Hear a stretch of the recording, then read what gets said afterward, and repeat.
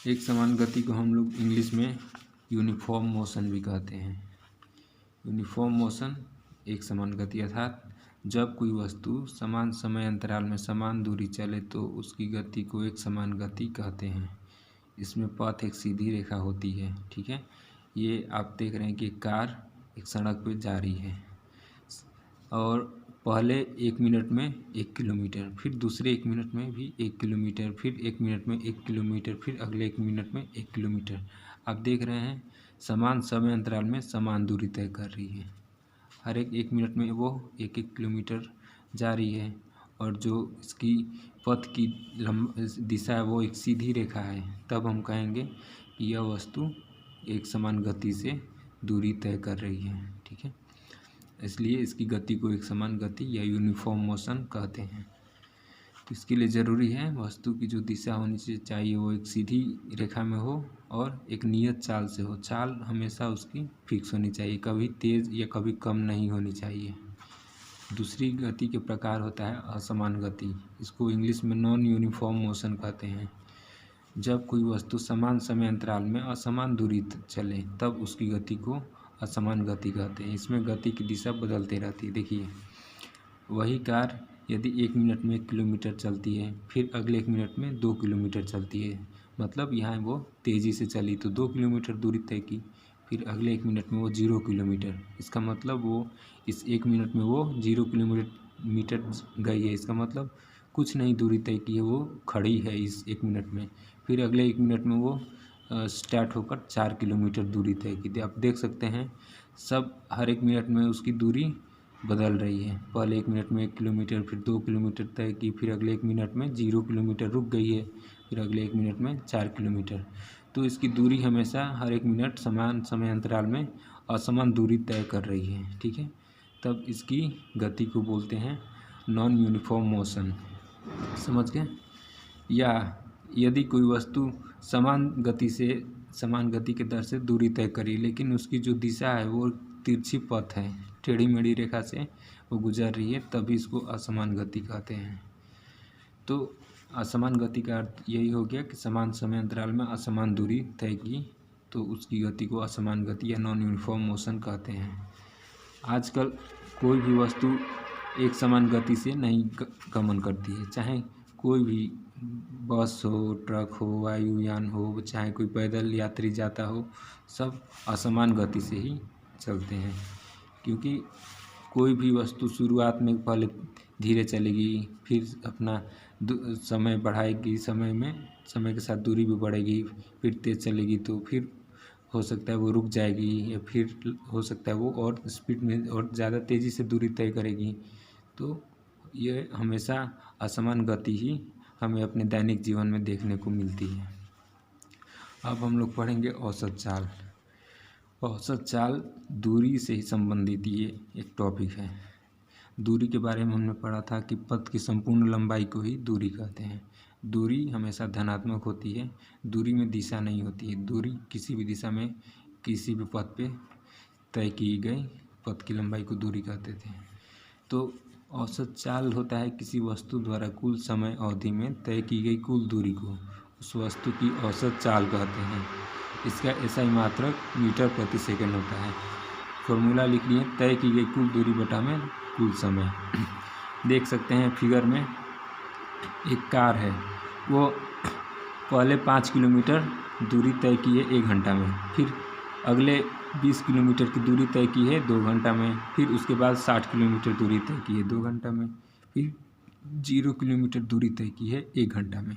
मतलब आप देख सकते समय बढ़ रहा है, समय तो कभी रुका नहीं रहेगा, लेकिन कार कभी यहाँ पे 5 किलोमीटर गई है, मतलब थोड़ा धीरे गई है, फिर इसके मुकाबले अगले 2 घंटे में वो 20 किलोमीटर तय की है, तो थोड़ा फास्ट चली है। फिर अगले 2 घंटा में वो 60 किलोमीटर चली है, इसका मतलब और फास्ट ही 2 घंटे में तय की है। फिर 1 घंटा में वो 0 किलोमीटर गई, अगले 1 घंटे में अर्थात यहाँ पे रुक गई है। फिर अगले 4 घंटे में वो 15 किलोमीटर चली है और चल के वो इस घर तक पहुँची है। तब इसकी औसत चाल कहेंगे कुल तय की गई दूरी 5 kilometre plus 20 kilometre plus 60 kilometre plus 0 kilometre plus 15 kilometre, कुल दूरी बटा में कुल समय लगा है, कितना समय लगा, 1 घंटा 2 घंटा 3 घंटा, कुल समय से भाग दे देते हैं तो हमारा आ रहा है कुल 100 किलोमीटर दूरी तय की है। कितने घंटे में, कुल 10 घंटे में वो 100 किलोमीटर दूरी तय की है। तो हम बोलेंगे इसकी औसत चाल होगी 10 किलोमीटर प्रति घंटा। ठीक है।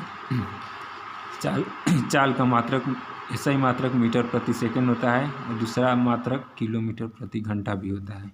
जब मीटर प्रति सेकंड तब कहेंगे जब दूरी मीटर में हो और समय क्या हो, सेकंड में हो समय, तब हम इसके ये जो चाल बनेगा ये यहाँ चाल होगी मीटर प्रति सेकंड में। ठीक है।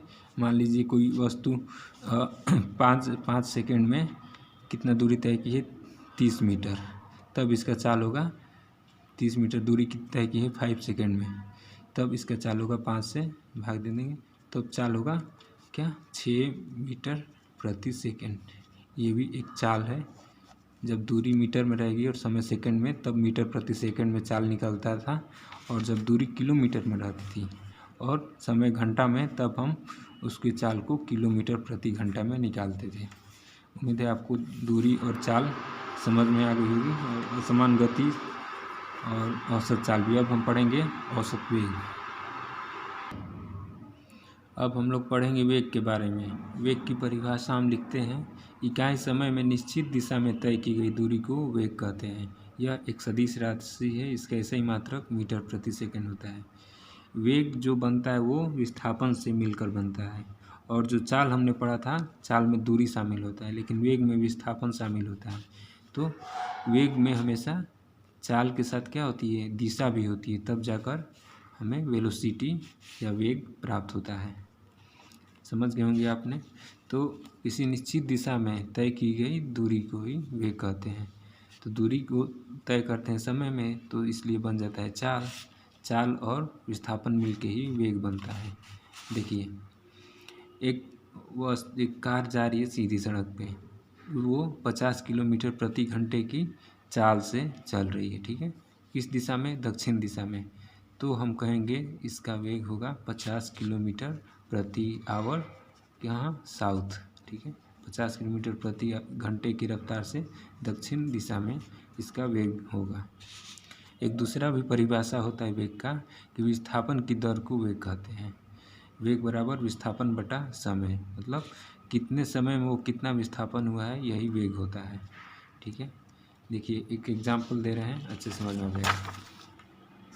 आप देख सकते हैं एक वस्तु है, वो यहाँ से चलना शुरू की है, वो 600 मीटर कहाँ गई है, पूरब, ए तक आई, फिर ए से वो 400 मीटर उत्तर दिशा में बी तक पहुँची, फिर बी से वो 600 मीटर पश्चिम आके सी तक पहुँची है।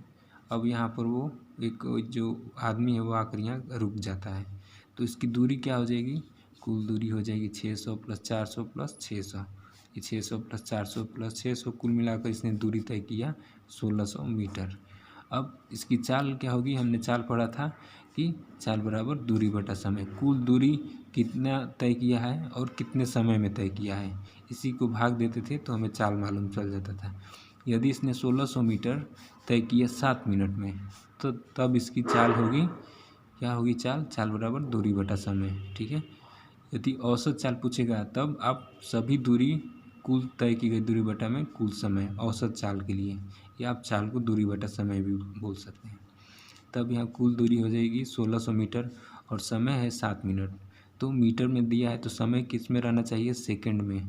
तो 7 मिनट में हम 60 से गुणा कर दिए, 60 सेकंड, तो 1600 मीटर बटा में 420 सेकंड भाग देंगे तो 3.8 मीटर प्रति सेकंड ये चाल होगी। इस व्यक्ति की चाल होगी 3.8 मीटर प्रति सेकंड से इतना दूरी तय किया है।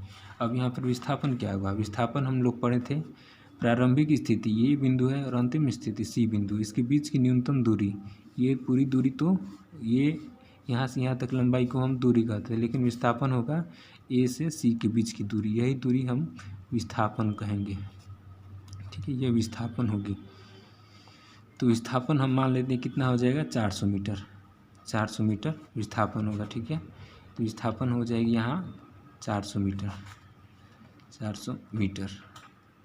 इसलिए अब वेग क्या होगा, अभी हमने पढ़ा कि विस्थापन में परिवर्तन की दर को, यदि विस्थापन है इसका 400 मीटर और इस 400 मीटर आने में वो 10 सेकंड लिया है, ठीक है, 10 सेकंड, 400 मीटर आने में वो 10 सेकंड समय लिया है, तब इसका वेग हो जाएगा वेलोसिटी कितना, 40 मीटर प्रति सेकंड के वेग से वो दूरी इतना तय किया है विस्थापन, ठीक है। तो आप जानिए वेग बराबर विस्थापन बटा में समय, ठीक है। देखिए आपके पाठ्य पुस्तक में एक प्रश्न दिया है, उषा 90 मीटर लंबे तालाब में एक सिरे से दूसरे सिरे तक सरल रेखीय पथ पर तैरते हुए जाती है तथा पुनः वापस आ जाती है। इस दौरान 180 मीटर की दूरी 1 मिनट में तय करती है, तो औसत चाल तथा औसत वेग बताएं। आप देख सकते हैं उषा बिंदु ए से तैरते हुए बिंदु बी तक जाती है, ठीक है, और दूरी है ए से बी तक की 90 मीटर, 90 मीटर वो गई और पुनः तैरकर वापस ए तक आ गई है। तो कुल मिलाकर दूरी कितना तय की है, कुल दूरी बराबर 90 मीटर प्लस 90 मीटर, कुल दूरी तय किसने, 180 मीटर, ठीक है।